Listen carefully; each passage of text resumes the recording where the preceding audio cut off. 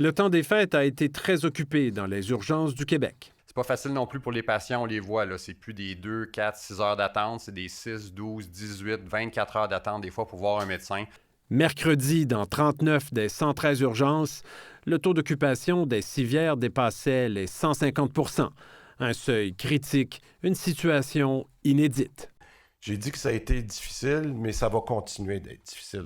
Au total, le nombre de visites quotidiennes a bondi de 9 à 10 000 par jour en un an et la proportion de patients âgés augmente.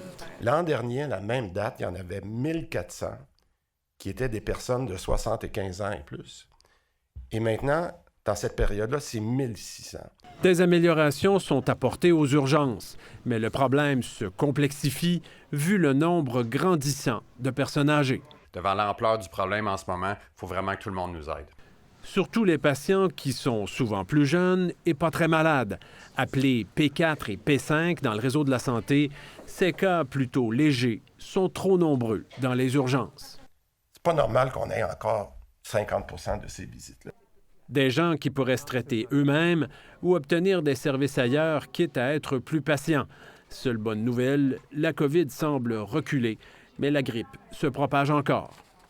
La grippe, ça continue à monter. Tous nos signes épidémiologiques nous montrent que ça devrait continuer encore à grimper. Probablement qu'on va atteindre notre pic au cours du mois de janvier, mais la période va être difficile. Québec lance donc un autre appel à la vaccination. Je pense qu'il y a peut-être un dernier effort à faire du côté de la vaccination, et je dirais particulièrement pour l'influenza. Et il est vrai que bien des cliniques de vaccination sont à peu près vides à l'heure actuelle.